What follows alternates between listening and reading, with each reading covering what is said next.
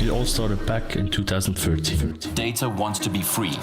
Let's call bullshit on people who are bullshitting us as well, and that's how we're going to build the future of finance, all of us together, and that's how we're going to move forward. Sounds good to me. There's something magical about the Crypto Valley. You create the money more than any kind of central banks doing. Blockchain will revolutionize trust on a global scale. You can feel the entrepreneurial spirit everywhere. This is Crypto Valley Visionaries Podcast. Crypto Valley Visionaries.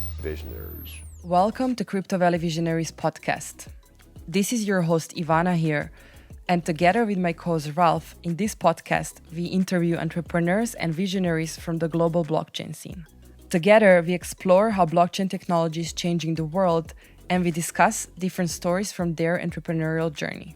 Today, we get to sit down with Christian Decker, the Bitcoin core developer and the first doctor of philosophy in Bitcoin. Christian became Bitcoin enthusiast from the very beginning, back in 2009.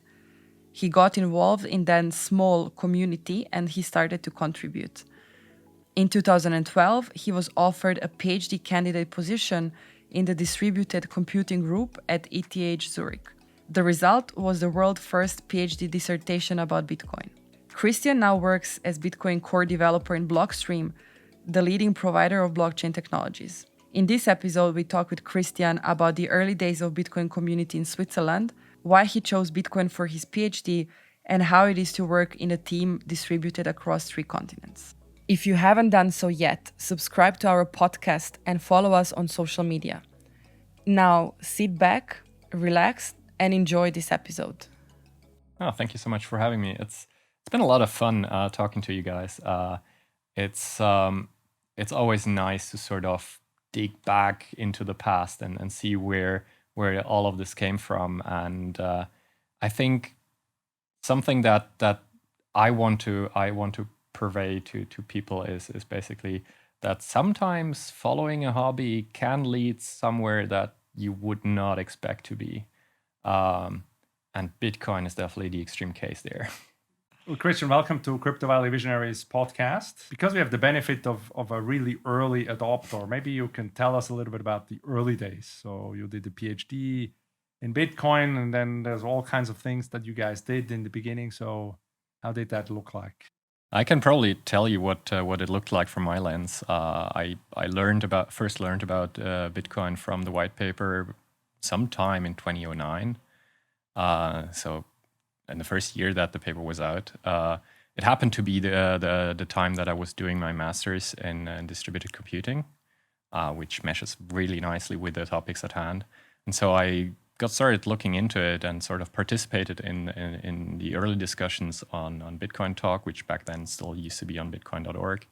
And we started just discussing about technical topics, and it wasn't really anything about it being currency. It was more like, hey, this is something cool that we should have and that we should work on. And so we started having friendships, and in 2011 we had our first meetup here in Zurich with 4 people.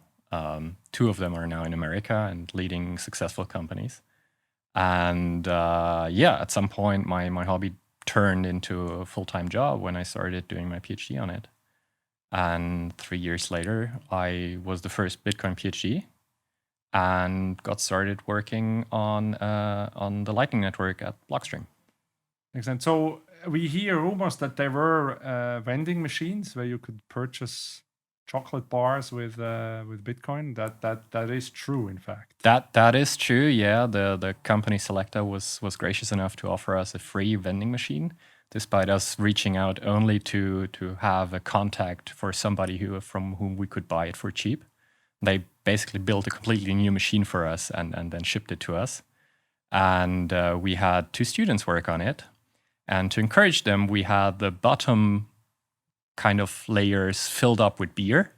And as soon as they could get payment through Bitcoin working, they could grab a beer. I've never seen students more engaged in their project. But those 2 students did very well, and we're still friends today. And that was one of our student projects we did, and a couple more followed. What other, or did you operate other payment infrastructure at the time already? So we always built a couple of prototypes, and we never went beyond the prototype stage. But we had prototypes for basically access points where you can log in and pay for all the volume that you used without having an a priori relationship with the access point provider. We had a Bluetooth-based hardware wallet built by one of the students from the selected students. He came back for his master thesis and he built this Blue wallet. And we had many more projects, many interesting. Exciting. And then mining. How was mining done? So, I know at some point at MIT later in the process, you were much earlier, but you hear about all these students running rigs and machines. How was that at ETH at the time when you were there?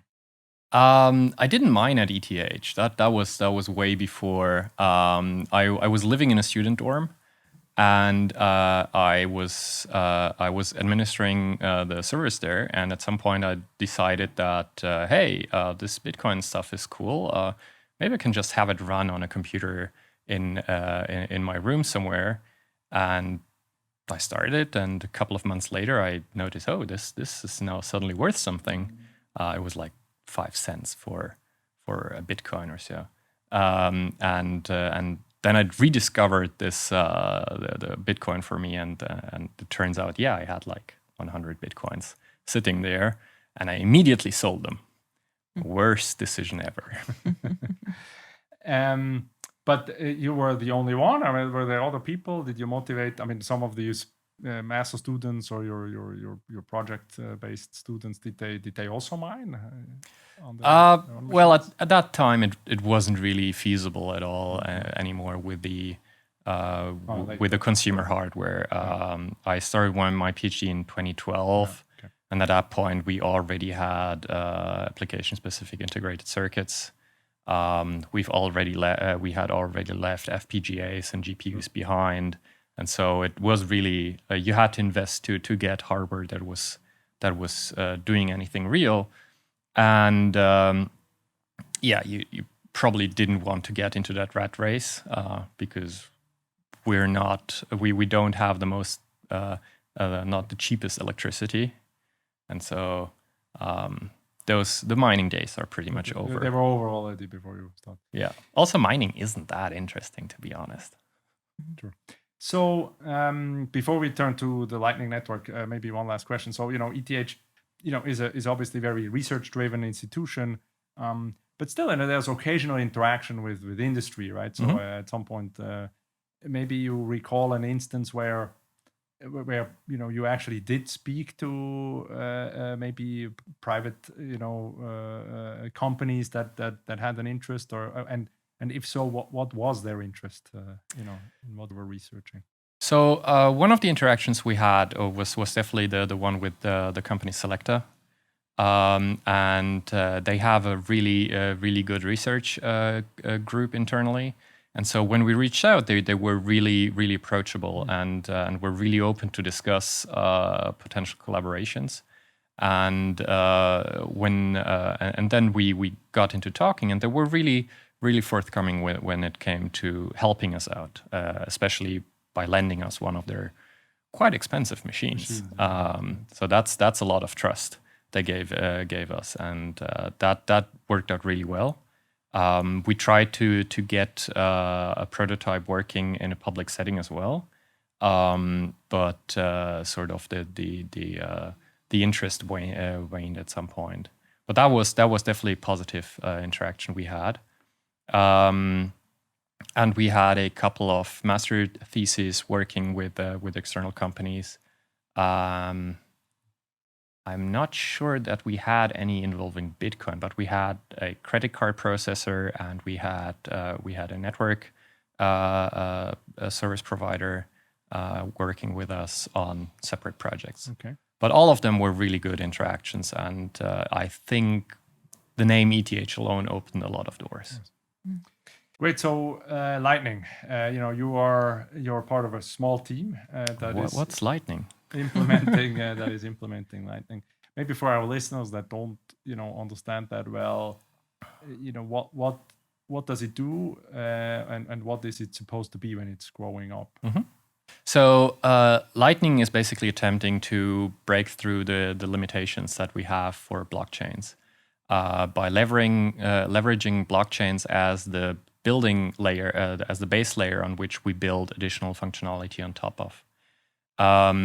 Specifically in Bitcoin, one of the limitations that we have for the blockchain is the blockchain scalability.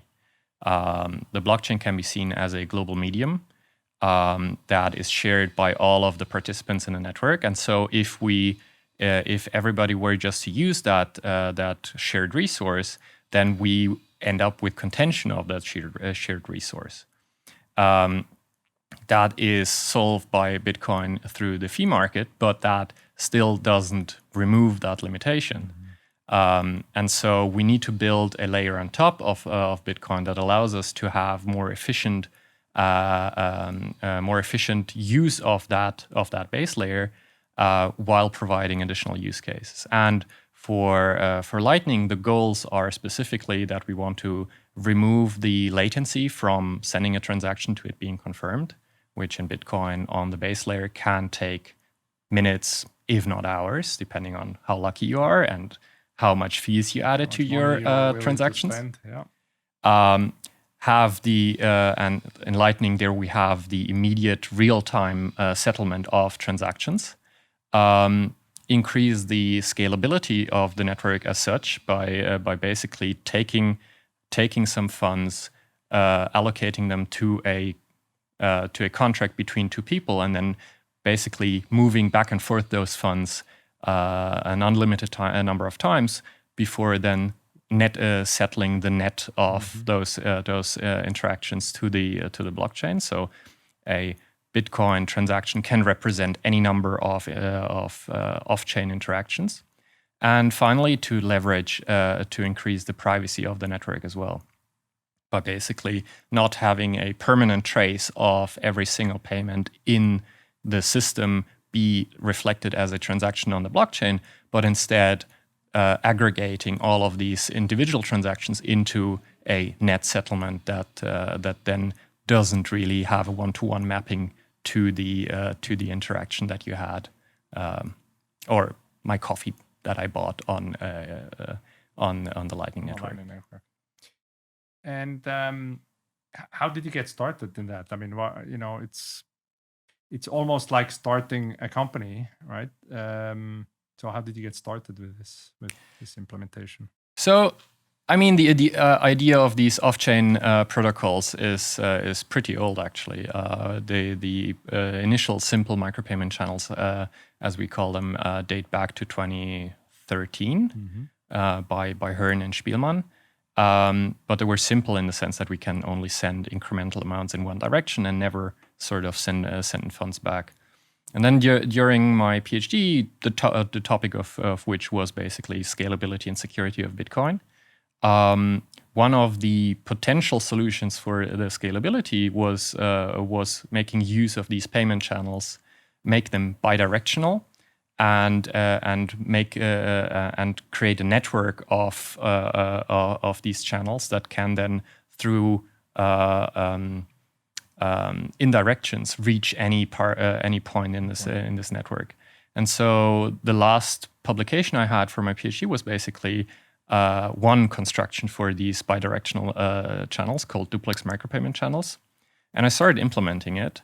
And at the same time, Joseph Poon and Ted Strija published the Lightning Network paper, and they basically stole all the thunder. So after me finishing my PhD, the question was, okay, do I now pursue my own network and try to get that off the ground, or do I join the existing team around Lightning? Well, at that point, the existing team around Lightning was minimalistic at best. And so since the strength of the network comes from everybody being able to interact with everybody else, creating two segregated networks doesn't really help at all. And so I decided that I would put my own work on the side and basically go and join the Lightning team to build a bigger and more useful network.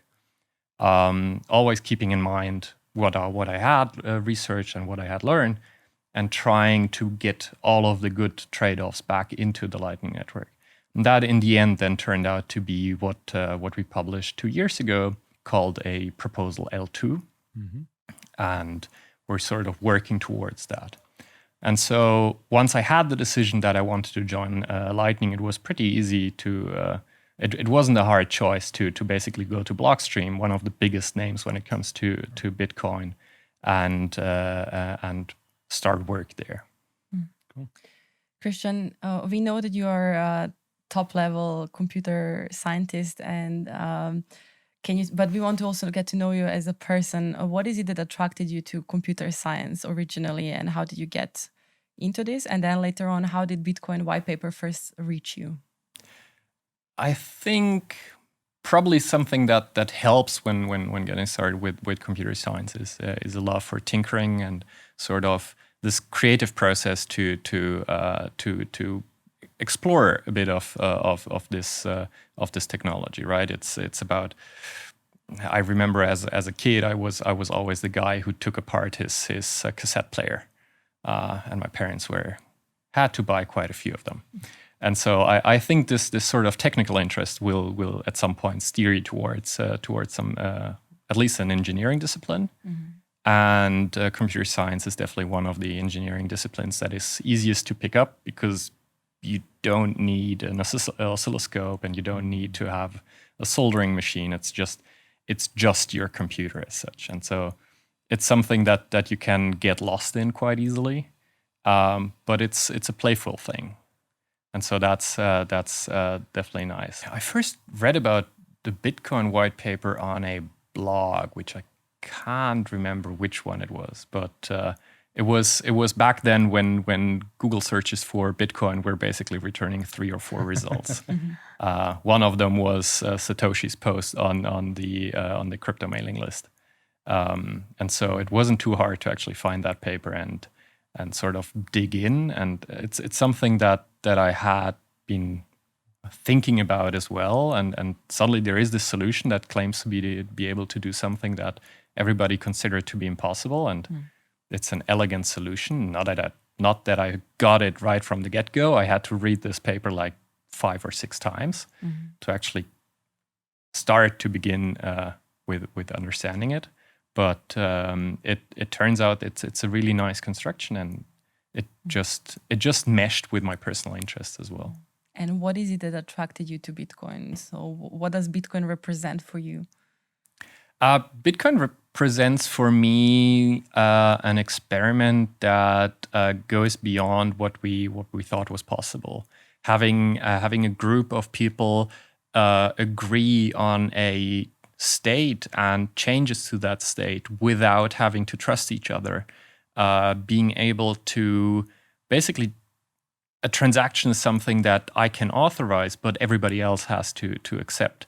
And so this global consensus system where we don't know who the participants are, we don't even know how many there are, and still be able to make progress and still be able to agree in the end about what the current state and what the valid transitions and what the invalid transitions are. That's something that hasn't been there before. And so from a purely technical point of view, it's doing something that we were thinking was impossible. And I mean, nowadays I would add, it's got all the monetary and the currency aspects and political spectrum and so on and so forth. That wasn't there back then. It was just about this incredible achievement that something was. We were able to do something that we thought was impossible. And can you tell us more about your PhD? Because we know that you had the first PhD in Bitcoin. So how was it for you just to enter this field as a first person? It was a lot of fun. Initially, when I pitched Bitcoin as a topic, I tried to first pitch it to my professor, Professor Dr. Wattenhofer, as something tangential to Bitcoin, because Bitcoin was always my hobby, and people were thinking that I'm crazy to actually look at this. When I first told my parents that I'm looking into Bitcoin, I haven't invested anything. I had to assure them immediately that I know I'm not crazy. I didn't fall for it. It's not a scam, and so I was reluctant to make Bitcoin the topic of my PhD, because, well, who knows if it's still around in 3 years when I need to sort of wrap this up, right? And so I tried in a couple of different ways to get some exposure to Bitcoin, but not too much. And in the end, nothing really stuck. And I was like, okay, now I'll just write down what I like about Bitcoin and what I don't like about Bitcoin, and what I want to achieve when working on Bitcoin. And turned out this 16-page document that I put down and showed to my professor, and he said, okay, I'll give you a year probation, and then we can reconsider in a year. And I recently found that paper again, and it was all yellow from the sun, and I was just like leafing through it, and yeah, I did that, no, I didn't do that, and it was really interesting. It threw me back quite a few years. What can you tell us about your work with students? I had a lot of fun, especially with the student project. So we helped students with. So we came up with thesis ideas for semester thesis, bachelor thesis, and master's thesis, and so that was a really productive way of exploring the space by basically coming up with an idea for a project that we'd like to do, and then sort of looking for students that might fit that project, and then following them along. And it taught me a lot about being flexible when it comes to setting goals for these kinds of projects, where you always want to have one or two backup positions where you can say, okay, this is highly exploratory. We don't know if you can make that in 3 months or 6 months, depending on which work it was. And so we always had a backstop where you'd basically say, okay, we've seen that this is not working out because it's too difficult. It's something that there was a roadblock we didn't foresee, but we always had backstops that we could fall back on and still salvage the project. And I'm pretty happy to say that all of my students got good grades. And besides the student projects, we also had lectures, but those were way more structured and still creative. We still got to introduce Bitcoins to a lot of students. A lot of people. Yes.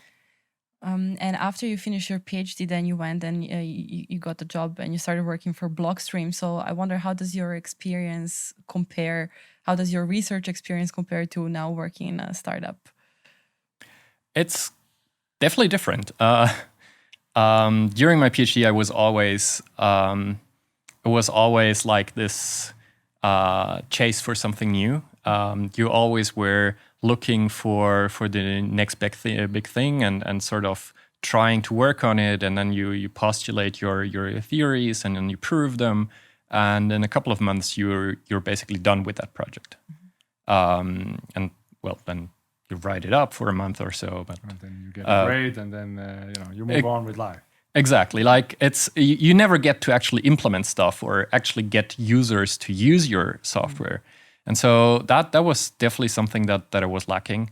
And now that we have products, and now that we have this open source project called Sea Lightning, we actually do have users. And boy, supporting users is hard.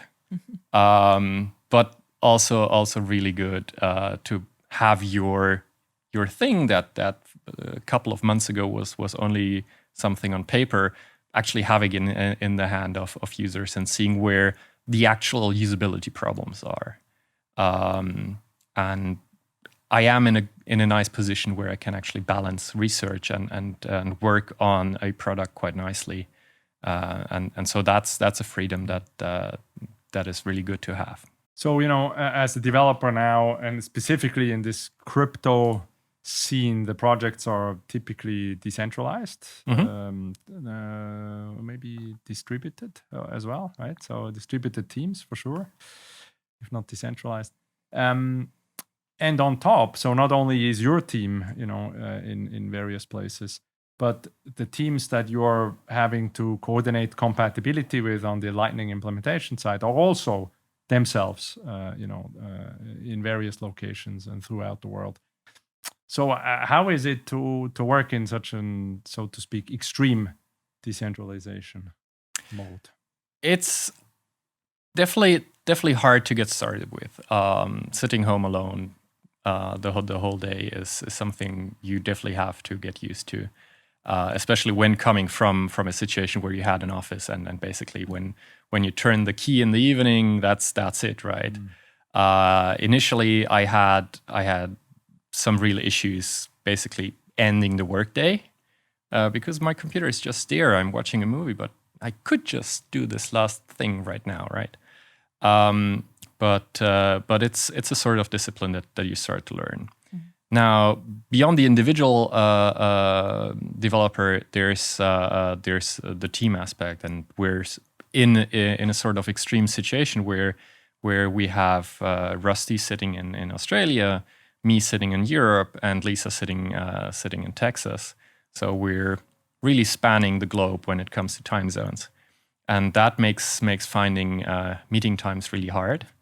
But you can actually do it. And one of the there are several positives to this situation as well. Mainly that there's always somebody to answer your questions. So if we have a user that needs to have a quick chat with somebody to get help, or that is stuck somewhere, somebody's always online and probably reachable. And it also means that you have to organize your work in such a way that you can have this stretch of time where you're the only one online, where you can concentrate on your work and basically work on your backlog. And then we have these sort of handover periods where we can actually talk to each other because two of us are online at the same time. And then we can hand over this work at the end of the day and basically say, hey, I've done this. How are you on this? And you get much more concentrated interactions with the individual users, with the individual team participants. Yeah. And then there's the overarching structure, which is the protocol specification effort, which spans several teams. And the sort of the core teams are Blockstream with C Lightning, having this around the globe structure. There's Asank in Paris, so they happen to overlap quite nicely with my time zones, so I can discuss quite a lot with them. Then we have the Rust Lightning team in New York. Those are a rather new addition, but definitely good effort. And we have the Lightning Labs guys mainly in San Francisco, though they are opening offices around the globe as well. And there we tend to have a bi-weekly meeting and asynchronous discussions mainly on IRC. Interesting. And this was a very interesting point where you mentioned that it is difficult, especially when you work from home, that it's difficult to differentiate between your private and professional life. And we've seen this more and more, especially now during coronavirus lockdown, and everybody has Telegram, WhatsApp messages just keep coming. So what can you tell us? What was your strategy to kind of say now my day is finished, now it's me time? How do you do it? So something that I started rather early on was basically to simulate a commute. So at some point at 6 p.m. I just have an alarm that goes off. I hope I silenced it, and I will just walk. I will walk to the main station, which is about 45 minutes by foot, and I will walk back. And basically just having this ritual of every day going somewhere and then going back, even if it's just to buy a Coke or bread for the dinner. It really gets you into a certain rhythm, and I think the key word is really rhythm in this case. You should structure your day in such a way that you simulate as much of the office life as you can, even if it's just you. That includes basically the whole grooming routine in the morning to your evening routines, and basically during the times that you're working. I will always silence my phone, and I will always silence all kinds of distractions, unless I have one of my time slots where I plan to pick this stuff up and basically respond and interact. And how often do you actually meet face-to-face with your team members? Well, this year is a bit special because all conferences were sort of postponed or canceled altogether. I will usually I would be traveling quite a lot during, especially the early to mid-year, because there's a lot of conferences, and so you get to interact quite a lot with people despite working from home, basically. And that's something that I enjoy a lot. Just getting out and interacting with people, asking users what they're working on, and how we can help, and so on and so forth. And that's definitely been a bit more complicated during this health crisis. But I'm definitely looking forward to starting that again. As for my colleagues, well, we do meet about 3 to 4 times a year. On average, I would say, yeah. So we do have time to interact, and those are basically not just work meetings, but also social meetings as well. Because being able to sort of to be happy to work with somebody is so much more than just the work aspects. It's also about getting along personally. So speaking about the teams, so you have your own team, so they picked you or you picked them, and it's always a two-way street, I would say. But you're observing the space from an interesting perspective, because you're in a very high-profile project. You have obviously image in the space, but you know a lot of teams, and you deeply care about technology. So many of these teams are staffed with highly intelligent people. They're very committed, but the output can vary significantly. So in your opinion, what makes some of these teams very successful, right? So what do you think is the essence of these teams to be delivered, the ones that deliver? Why can't they deliver better than others? I think what's probably common to all teams is that they're deeply interested in the matter, and you don't get to a position where you basically are working at this level without it being part of your soul, basically.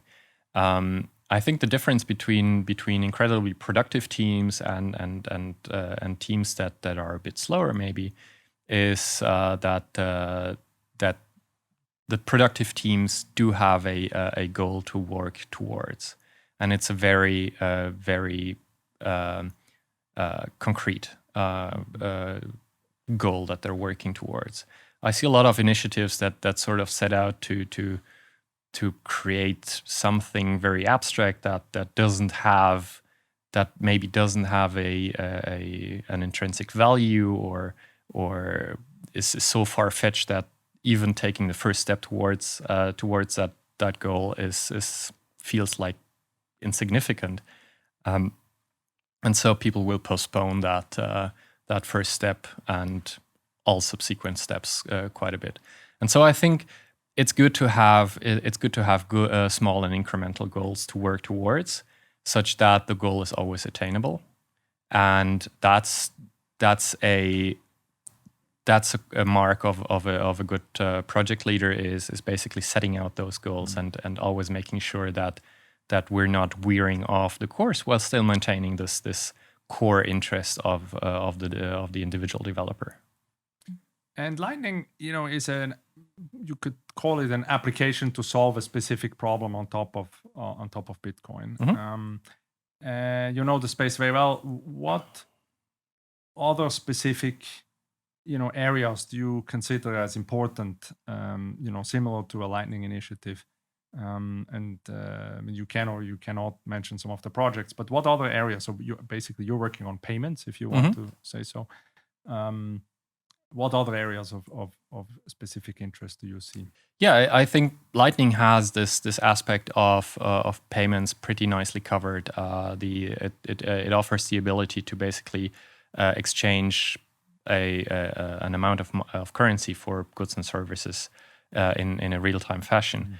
And so if we want to go beyond that, the general idea of off-chain contracts such as Lightning or Layer 2 solutions, as they're sometimes called, is applicable to what, as far as I know, is applicable to all possible interactions with a blockchain. So if you happen to have a blockchain that can serve as a foundation for off-chain contracts on top of it. And so when it comes to Bitcoin, I mean, Bitcoin is a value transfer network. You can do some additional things like the Omni layer added asset tracking to Bitcoin. So there is a proposal by some called RGB that attempts to take the Omni layer that allows you to virtualize assets on the Bitcoin blockchain and move that onto Lightning. Yes. And so you could have exchange for virtual goods in real time for payments, and the same is true for another of our projects called Liquid, where we have similar capabilities to track or virtualize assets. There we have the addition of confidentiality mixed into the assets, both in value as in type of the asset that we're tracking. So that's something that we're definitely working towards as well.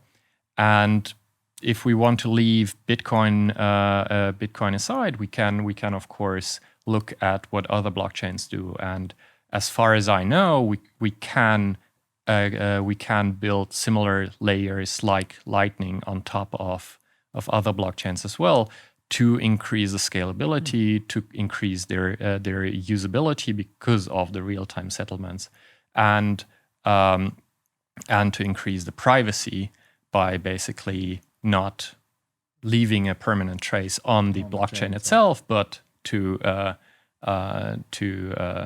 aggregate multiple operations into one. Very interesting, given the fact that obviously many of the larger projects or many of the more significant projects in the space intend to allow you to issue your native currency, which then basically would allow me to do a lot more things. Yes. With a Lightning type infrastructure on top of these networks with my own currency, so to speak. Absolutely, and I mean, some of these solutions are already been worked on. For example, the zero knowledge rollups are an example of where this can use, where you have a small footprint on the blockchain itself, representing any number of interactions on between parties of that contract. We may note for the technically interested listeners of this show, RGB, the RGB team has quite a bit of traction in Switzerland, so we're very happy to report that it looks like there may be some industry participants seriously looking at an RGB implementation for certain assets. So that's very exciting. Absolutely, and I'm meeting every once in a while with the team and see how we can make RGB a reality based on the technology that we have built in Lightning. Exactly. There's not much use of reinventing the wheel when we can adapt an existing one. Very exciting. And Christian, how is it for you to work in your team? So what is important for you when it comes to teamwork, and what kind of values or traits are you looking at other people that you're working with? So in this team in particular, we do have it's a team made up of very independent participants. We pick our own tasks to work on next. We coordinate in in whatever needs to be done together. But everybody is very independent as such, and I think that's something that gives you a feeling of ownership in the project itself, and of course a certain pride in what you've achieved. And so it's a very self-managed style of working, which I really appreciate. And that's definitely thanks to our team lead, Rusty. Nice. And you mentioned also that you had an intern before. So what does somebody have to join your team as an intern? Well, they need to be interested and ready to work. I mean, we don't have any particular requirements,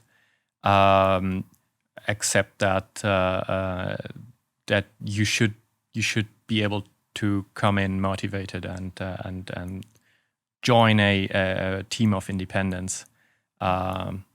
So we do a bit of hand-holding, but we prefer if you are somebody who is very bubbly and comes up with your own questions and sort of tasks to do. Christian, so you went to school in Switzerland, southern Switzerland, then you went to university, ETH in Zurich. Why do you think Switzerland is important in this space? Well, Switzerland was sort of the first place where the Bitcoin community would gather. Little known fact is that the first ever Bitcoin meetup was in 2011 here in Zurich, between Mike Hearn, Stefan Thomas, a guy who I only know as BTC Dragon from Geneva, and me. That was really sort of the first real life meeting in the Bitcoin community. And so I think the Swiss people are quite accessible to the notion of Bitcoin as money, because it's about individual freedoms, it's about individual control, it's about self-sovereignty. And so I think that meshes very nicely with the Swiss mentality. And I myself decided to become Swiss a couple of years ago after noticing that despite being German on a passport, I do not feel German at all. Well, that's good news. So we're glad that you chose. So you mentioned Switzerland is open. Swiss people are open. You could describe Bitcoin as a cryptographically secured bearer instrument, so to speak, right? It really secures your ownership, and nobody can touch it. And property rights are highly regarded in Switzerland, and it kind of, you can see that in every kind of interaction you have with government or also between individuals and companies. There was some legislation drafted over the past year and a half, roughly. And for our listeners, it's still in debate, so the second chamber has to approve it as well. But it looks highly likely that this law will go into effect hopefully by January of 2021. And there's several aspects, but I would paraphrase one, which is that the trade is the settlement is basically becoming law in this legislation, through this legislation, which means that any transaction that happens in a ledger can be used in a legal proceeding and in the court of law to document change of ownership, basically. And the description of this ledger is kept quite general and quite open. So what was your involvement in that? So I was, during the drafting phase, I was the technical advisor for the working group working on that proposal.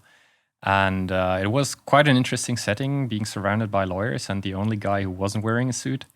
But I found it really productive to be able to talk to the legislative side of things, and with my limited knowledge about legislation, I could still provide answers to most of the questions they had, and most importantly, my goal was basically not to define the ledger and too narrowly, exactly because if we did that and we're limited to only what blockchains or DLTs we have today, then we'd be back at the discussion table in half a year, because this space moves way quicker than any legislation can. And so the outcome that we had and that we pushed for very hard is to basically externalize the description of the guarantees and the description of the technical side of the ledger into a separate document that would then be presented to the asset issuer, and the asset issuer would, by making a choice for one or the other, basically accept or decline the trade-offs that the ledger would provide. And so it's the responsibility of the asset issuer to make sure that the ledger is technically sound. And that hopefully keeps us flexible enough to react to future developments in the space. Keeping with the time-honored tradition of principle-based, basically rules and legislation in Switzerland, so not defining too many details, but basically giving a broad framework which doesn't leave too much space for interpretation, but at least allows flexibility on the execution side. Exactly. Basically putting responsibility where you have the choice, and counting in the personal responsibility that the individuals have. Any attempt to regulate too closely would create new loopholes, basically, and so we define the intent, but not the way to get to that intention. Yes. Any other governments that you advise? Any other governments? No, I'm pretty much a single government person. Interesting.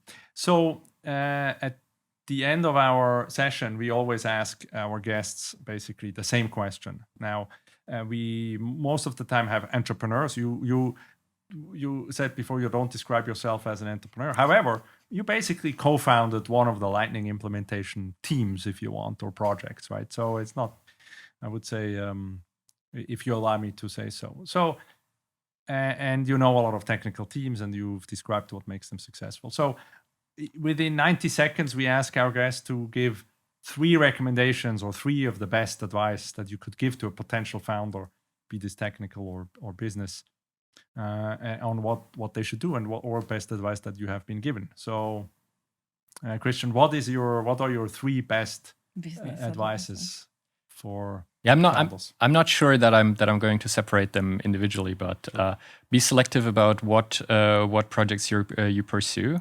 Make sure it's feasible and not some pipe dream. Be selective about which people you let work on this project, because people that are interested in working on it will make time to actually work on it, and you don't have to micromanage. And thirdly, always lay out the roadmap in such a way that goals are achievable and not something that is too far to even take the first step towards. Very good. Thank you very much. I actually came up with 3. That's good. Nice. So thank you very much, Christian, for joining us here in the Crypto Valley and in the Visionaries podcast. Thank you so much for having me. It was a lot of fun. Thank you. This was another episode of Crypto Valley Visionaries Podcast. Make sure to follow us when the mics are off on LinkedIn and Twitter at CV_labs, or visit our website at cvlabs.com.